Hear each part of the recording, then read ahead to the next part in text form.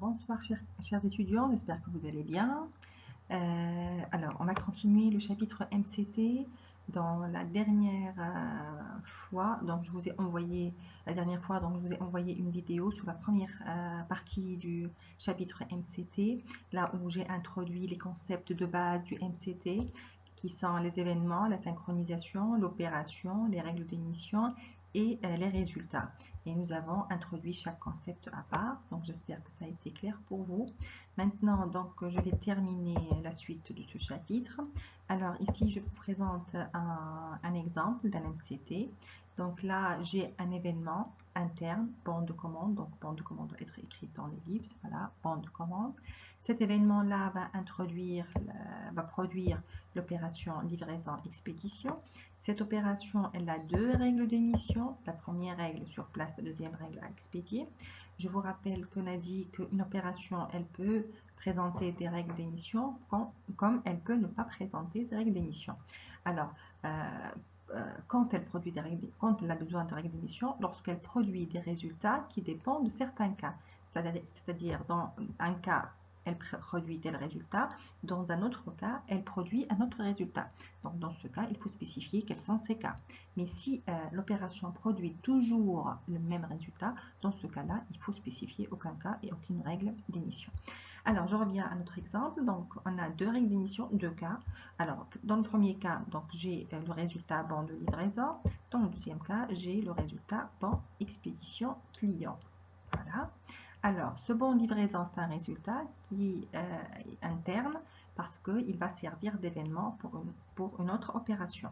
Tandis que ce résultat-là, voilà, c'est un résultat externe puisqu'il est destiné à l'extérieur. Il va aller vers le client qui est un acteur externe. Voilà. Alors, ce résultat interne, bon de livraison, avec l'événement fin du mois, donc ça doit être dans un cercle. Alors, l'événement fin du mois, c'est un événement temporel. Et je vous ai dit que les événements, ça peut être des événements internes en provenance du système d'information, comme celui-là, ou externes en provenance d'un acteur externe, ou temporel. D'accord? Comme fin de mois, c'est un événement temporel. Alors, bon de livraison et fin de mois, donc la synchronisation c'est A et B, doit être dans le triangle, écrit dans le triangle ici. Alors A et B vont produire l'opération établir facture. Donc ici, pas la peine d'écrire toujours, juste vous la laissez vide pour dire qu'il n'y a pas de règle d'émission. Le résultat, c'est facture. C'est un résultat qui est externe parce qu'il est ciblé, il va être dirigé vers le client. Donc voilà, ceci c'est un exemple du MCT, j'espère que c'est clair. Si jamais c'est pas clair, il faut juste me poser des questions par écrit et je vous répondrai bien sûr très volontiers. Voilà, alors, gestion des sinistres par assurance, ceci c'est un exemple. Voilà, j'ai un événement déclaration accident, donc je vous rappelle que l'écriture doit être dans le cercle ici, voilà. Donc on écrit déclaration accident, c'est un événement qui est externe, qui est produit par le client. Alors cet événement va produire l'opération ouverture dossier, on a deux règles d'émission, déclaration OK, déclaration non OK. Alors la déclaration non OK va produire deux résultats, dossier classé et lettre refus qui est un résultat externe ciblé, dédié pour le client. Et la deuxième règle d'émission, déclaration OK, va produire deux résultats, demande d'avis et dossier ouvert. Donc, demande d'avis, c'est un résultat externe dédié vers l'extérieur du système d'information. Et dossier ouvert, donc, ça va être un événement interne qui va servir pour une opération interne, en interne. Voilà.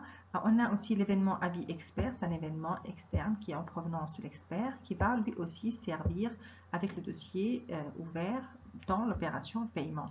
À ces deux-là, on va aussi ajouter la facture qui est en provenance du garagiste, c'est un événement externe qui vient du garagiste. Donc en tout, j'ai 1, 2 et j'ai 1, 2 et 3 événements. Là, donc c'est un résultat interne de ouverture dossier.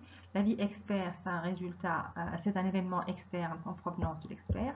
Et facture garagiste, c'est un événement externe en provenance du garagiste. Ces trois événements, la synchronisation, donc c'est E, A et B et C. Voilà. L'opération, c'est l'opération paiement. On peut ne pas spécifier toujours, on la laisse juste vide. Le paiement, l'opération paiement, donc le résultat, c'est chèque. Voilà. Donc j'espère qu'à travers ces deux exemples-là, les choses sont plus claires.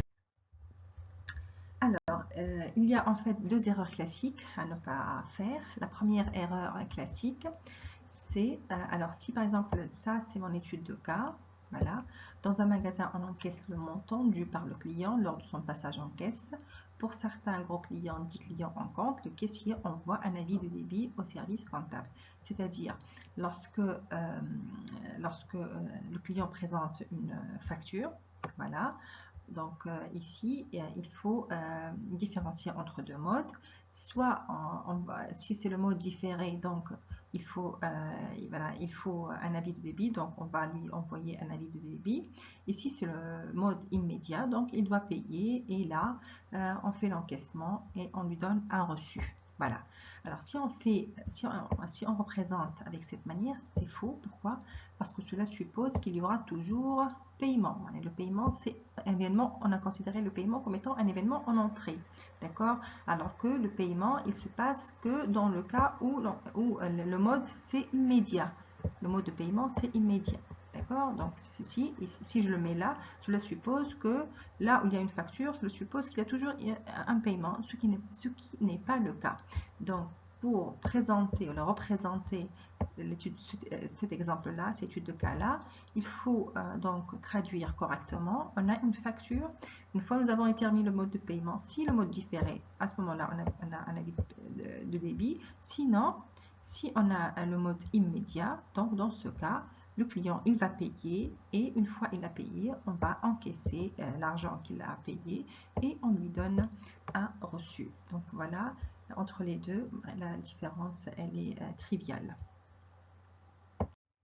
Alors, le deuxième cas de figure, qui représente aussi une erreur. Alors, par exemple, si je prends cette étude de cas, le propriétaire du véhicule, si le propriétaire du véhicule est connu, son accord pour la destruction du véhicule est nécessaire, sinon on peut s'en passer. C'est-à-dire ici, il faut d'abord, si on a un ordre de destruction d'un véhicule, alors si on connaît le propriétaire, à ce moment-là, il faut avoir son accord. Si on ne le connaît pas, il faut directement détruire le véhicule. Alors, si je mets comme ça, ordre de destruction, accord client, cela sous-entend quoi? Cela sous-entend que le client, il est toujours connu et qu'on aura toujours besoin de son accord, alors que ce n'est pas le cas. D'accord? Parce que le client peut ne pas être connu et dans ce cas, on détruit directement son véhicule. Donc, ce qui est correct, c'est quoi? Ordre de destruction, on cherche le propriétaire. S'il est trouvé, donc il faut son accord. Une fois on a son accord, on peut détruire. Sinon, s'il n'est pas trouvé, le client il est inconnu, dans ce cas, on détruit directement. Donc, la relation de synchronisation ici entre les événements, alors c'est A et B. Donc, s'il est connu, il faut son accord, donc A et B, ou C, c'est-à-dire s'il est inconnu, on peut détruire directement le véhicule. Voilà, c'est la fin du chapitre MCT. Donc, j'espère que ça a été clair pour vous.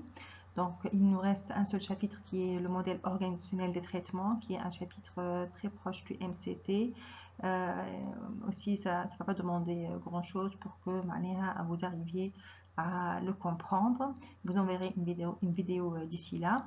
Mais sinon, j'espère que vous êtes à jour avec ces modèles. Je vous remercie pour avoir rendu vos devoirs. Ceux qui n'ont pas rendu, il faut le faire. Vous avez jusqu'à la fin de cette semaine pour me rendre vos devoirs. C'est très recommandé pour qu'on assure la continuité de ce cours-là. Je vous rappelle que vous devez prêter attention à tous les modèles qu'on a vus en classe. Nous avons vu les modèles les plus conceptuels, les modèles conceptuels de données avec toutes les règles de normalisation et de construction. À travers ces vidéos, nous avons présenté le modèle MCT. Si vous avez des questions, n'hésitez pas. Donc, il ne reste qu'un seul chapitre qui vraiment n'est pas trop compliqué. Donc, j'espère que vous êtes à jour et je vous souhaite un bon travail et soyez prudents et prenez soin de vous et au plaisir de vous revoir bientôt, Inch'Allah.